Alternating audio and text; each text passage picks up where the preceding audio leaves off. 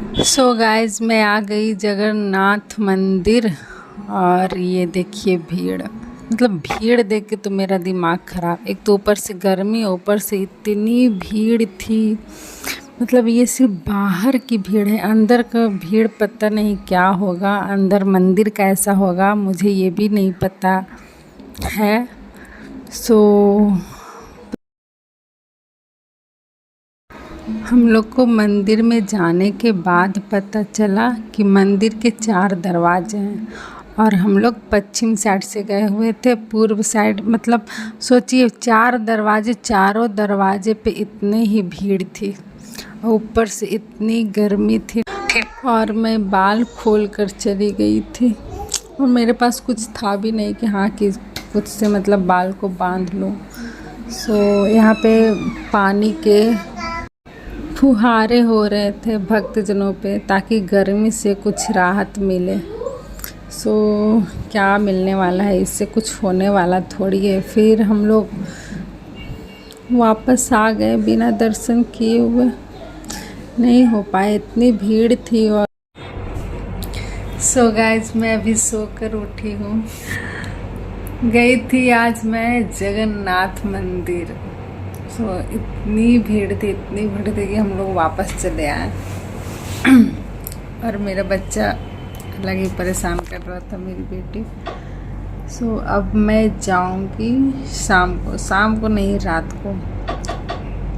मतलब वहाँ मैं गई तो मतलब कुछ पंडित थे तो वो पैसे लेकर डायरेक्ट एंट्री करवा रहे थे, लाइन में नहीं लगना पड़ रहा था। तो मेरे हस्बैंड बोले क्या बोलती है पंडित को घूस देकर अंदर चलेगी? तो हम बोले नहीं, वो पाप कर रहे तो हम क्यों कह रहे हैं ना, हम थोड़ा देर मतलब नहीं, हम नहीं जाएंगे, ऐसे ही दर्शन करेंगे बिना घूस दिए हुए। तो बोले कि बउआ रो रही है जो इतना देर थोड़ी वेट कर पाएंगे, चलो घर। तो हम बोले ठीक है चलिए। फिर मैं मतलब जाने लगी तो फिर हम सोचे कि अब एक तो जाना है, जाने का भाड़ा, आने का भाड़ा, फिर हम लोग का डबल खर्चा हो जाएगा। तो फिर उससे अच्छा मतलब पंडित को ही दे देते।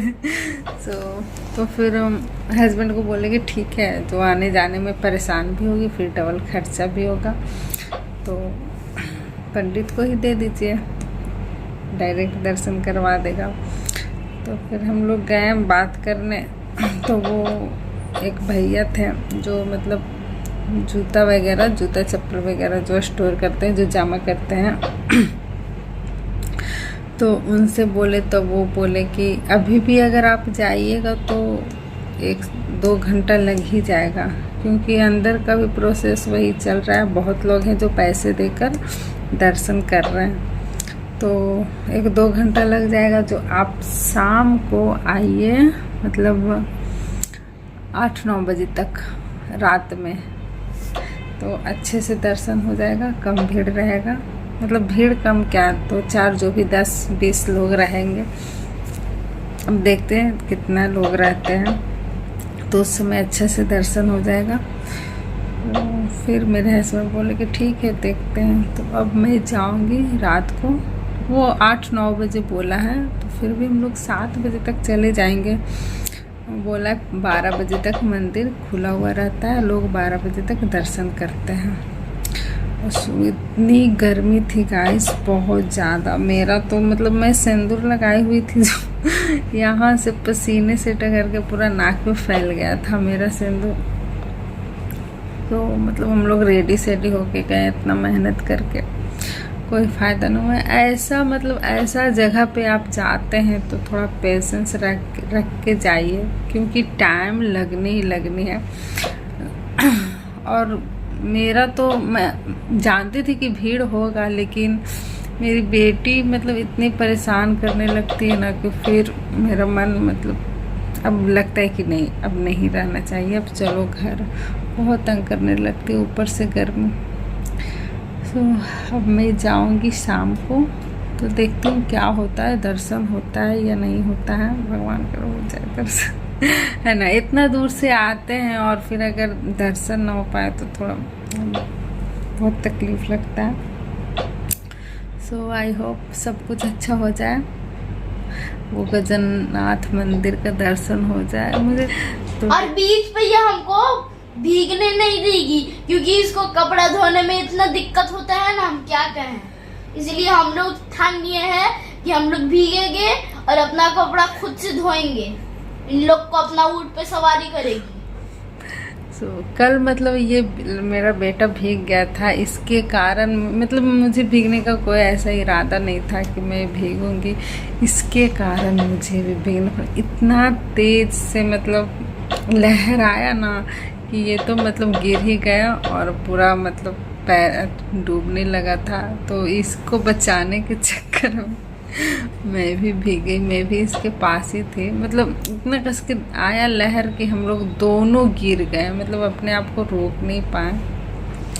तो अचानक से वहाँ पे बहुत देर से हम लोग खड़ा थे और अचानक से एकदम तेज लहर आया और फिर बहुत मुश्किल से बचे हम लोग।